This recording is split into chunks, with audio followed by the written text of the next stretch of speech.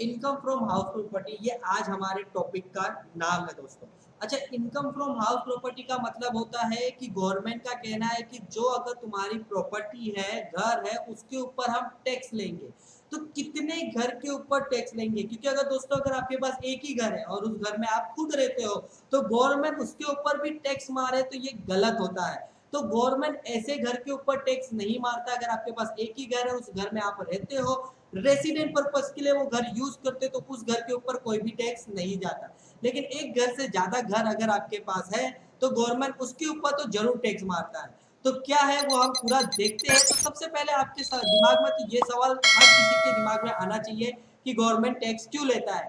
Government tax आपके लिए उसी के लिए कलेक्ट करता है क्योंकि आपके पास एक घर से ज्यादा घर है।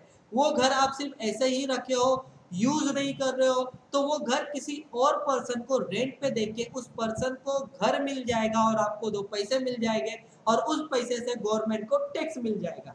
इसके लिए गवर्नमेंट कहता है कि जिसके पास एक घर से ज्यादा घर है, वो घर रेंट पे दे, और एक घर जो खुद घर पे रहते हैं वो उसके ऊपर कभी टैक्स नहीं मारता। जो घर रेंट पे दिए गए हैं उस घर के ऊपर वो टैक्स मारता है। लेकिन इस दुनिया में कुछ ऐसे लोग भी है जो इतने स्मार्ट है कि वो ये लोगों को दिखाते, गवर्नमेंट को ये दिखाते कि हम तो दो दो घर यूज कर रहे हैं, तो हम दोनों घर में रेसिडेंट पर्पस में रहते हैं, तो हम उसके ऊपर टैक्स नहीं देंगे। चलो इसे एग्जाम्पल के द्वारा समझते हैं जो आपको बहुत अच्छे से समझ में आ जाएगा दोस्तों। तो हम एक अज्यूम करते हैं कि हमारे पास एक बंदा है जिसका नाम है अजय। ठीक है दोस्तों, इनका नाम है अजय। अजय बोल दो या एक्स वाई जेड बोल दो या रवि बोल दो या राकेश बोल दो, जो आपका मन करे वो बोल दो, मैं भी नाम चेंज करता रहूंगा। ये इस बंदे के पास एक घर है। ठीक है दोस्तों। अच्छा, ये बंदा सेटिस्फाई नहीं हुआ एक घर से, बोला भाई मेरे को और भी घर चाहिए, मैं बहुत मेहनती बंदा हूँ, मैं एक बिजनेसमैन हूँ, तो इसने दूसरा घर भी खरीद लिया। ठीक है। फर्स्ट घर में तो वो खुद रहता है कि नहीं रहता वो तो हम आगे देख लेंगे, लेकिन ये दो घर से भी खुश नहीं हुआ। ठीक है, वो बोलता मुझे और एक घर चाहिए, तो इसने 3 घर खरीद लिया। भाई भाई बस बस बस, इससे ज्यादा किसकी औकात नहीं भाई, 3 घर में ये खुश रह सकता है। ठीक है। तो इसने ना बोला कि भाई अपने मेरे पास 3 घर है, बोला कि जो पहला घर है ना, इस घर में मैं खुद रहूंगा मेरी बीबी और बच्चे के साथ। ठीक है, मतलब इस पहले घर में ये अपनी वाइफ और अपने बच्चे के साथ रहता है।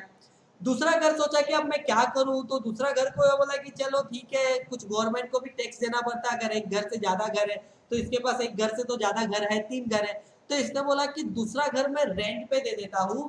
ठीक है, भाड़े पे दे देता हूँ। अब इसने सोचा तीसरे घर को भी अगर मैं भाड़े पे दूंगा तो गवर्नमेंट टैक्स लेगा, क्योंकि गवर्नमेंट का रूल है कि एक घर है तो हम मतलब 3 घर है, 3 से ज्यादा घर है या एक घर से ज्यादा घर है, जितने भी घर हो हम उसके ऊपर टैक्स लेंगे। अगर तुम उस घर में रेसिडेंट पर्पस खुद के रहने के लिए यूज करे तो उसके ऊपर टैक्स नहीं लेंगे। तो यही सोच के अजय ने दिमाग लगाया, एक और शादी कर ली, मतलब 2 शादी कर ली। पहले शादी किया तो एक घर, फर्स्ट घर में वो अपनी बीबी के साथ रहता है, दूसरा घर तो रेंट पे दिया है, तीसरे घर के लिए भी उसने एक शादी कर ली और तीसरे घर में एक और नई बीबी को लाके रख दिया। अब गवर्नमेंट को बोलता है भाई पहले घर और तीसरे घर में मैं रेसिडेंट पर्पस के लिए यूज करता हूँ, मेरी अलग अलग वाइफ एक मतलब अलग अलग घर में रहती है। तो जो पहला घर है, गवर्नमेंट बोलता है चलो भाई तुम इसको रेसिडेंट पर्पस के लिए यूज कर रहे हो, खुद के रहने के लिए यूज कर रहे हो, तो मैं इसके ऊपर कोई भी टैक्स नहीं लूंगा। मतलब जो रेसिडेंट पर्पस होता है दोस्तों, गवर्नमेंट उस पर कोई भी टैक्स कलेक्ट नहीं करता है। और जो दूसरा घर है दोस्तों, जो रेंट पे दिया है, मतलब उसको तो लेट आउट प्रॉपर्टी किया हुआ है, रेंट पे दिया ही हुआ है, तो जो रेंट पे दिया हुआ है दोस्तों उसके ऊपर 100% टैक्स लगता है। मतलब ये वाले के ऊपर गवर्नमेंट टैक्स कलेक्ट करेगा। अब जो तीसरा घर है, ये जो बोल रहा है कि नहीं मैं इसके ऊपर टैक्स नहीं दूंगा, इसमें भी तो मेरी बीबी ही तो रहती है, मैं खुद भी तो रहता हूँ, मैं रेसिडेंट पर्पस के लिए रहता हूँ, तो गवर्नमेंट बोलता है भाई जो पहले तीसरे घर की जो बीबी है ना, उसको भी तू लेके जा, पहले घर के बीबी के साथ ही रख, दोनों को एक साथ रख, हमारा कोई लेना देना नहीं है। हमारा सिर्फ एक ही मोटो है कि अगर तुम उसे रेसिडेंट पर्पस के लिए यूज करते हो तो ही हम माफ है, लेकिन एक ही घर माफ है। एक घर से ज्यादा घर है तो हम उसके ऊपर टैक्स मारेंगे।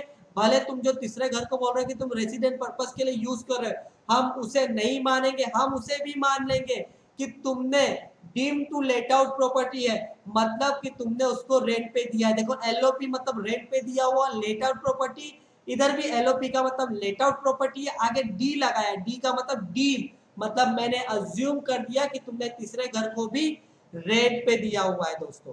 ठीक है दोस्तों, ये दोस्तों अभी तक आपने उतना समझ लिया है, आपको उतना समझ में आ चुका होगा। अब हमें उसके आगे का सीखना है। आपको ये जैसे कि मैंने आपको बताया कि आपके पास कितने तरीके के घर होते हैं, SOPR, LOP, DLOP। ठीक है, पहले तो हम देख लेते हैं कि ये जो इनकम फ्रॉम हाउस प्रॉपर्टी उसमें कितने टाइप के घर होते हैं। तो HP का मतलब है दोस्तों, आप चाहे तो लिख भी सकते हो साथ ही साथ, या तो मैंने इसका फुल फॉर्म नीचे रखा हुआ है। HP का मतलब है हाउस प्रॉपर्टी, जो इधर आपको दिख रहा होगा। ठीक है दोस्तों, HP का मतलब है हाउस प्रॉपर्टी। HP को दो पार्ट में डिवाइड किया हुआ है। पहला पार्ट आपको इधर दिख रहा होगा SOP, दूसरा दिख रहा होगा LOP। ठीक है, SOP का फुल फॉर्म है सेल्फ ऑक्यूपाइड प्रॉपर्टी, जो आपको अभी मैं नीचे दिखा दूंगा, डोंट वरी।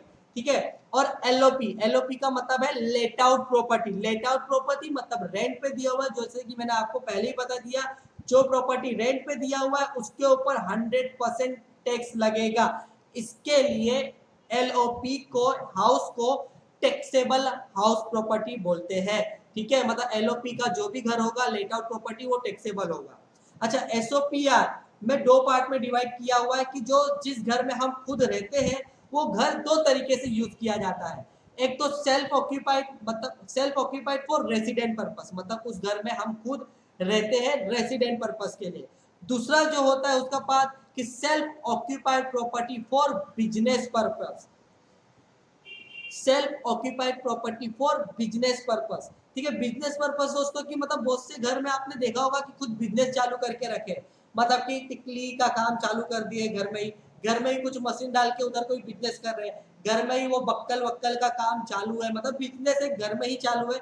तो वैसे जो घर होंगे दोस्तों, उसे इस समय इनकम फ्रॉम हाउस प्रॉपर्टी में इग्नोर करना है। इसके बारे में इनकम फ्रॉम बिजनेस, ठीक है, उसमें पूरा डिटेल में जानेंगे, इस समय इसकी कोई जरूरत नहीं है। ठीक है दोस्तों, आपको SOPR काम आएगा। SOPR में भी दोस्तों कुछ मतलब रूल्स है। रूल क्या है, अगर आपके पास एक घर है, मतलब एक घर है तो आप उस घर में खुद रहते होगे, रेसिडेंट पर्पस, R मतलब रेसिडेंट पर्पस, तो वो घर एग्जेम्प्ट होगा, मतलब उसके ऊपर कोई भी टैक्स नहीं लिया जाएगा। एग्जेम्प्ट मतलब माफ कर दिया जाएगा। लेकिन एक घर से ज्यादा घर होगा, रिमेनिंग घर, जैसा कि वो बंदे का मैंने एग्जांपल दिया आपको अजय का, तीन घर, तो पहला घर उन लोगों ने माफ कर दिया, बाकी जो दो घर था, एक घर को LOP माना जो इधर लेट आउट प्रॉपर्टी, वो टैक्सेबल था। दूसरे घर को उन्होंने, तीसरे घर को DLOP मान लिया था।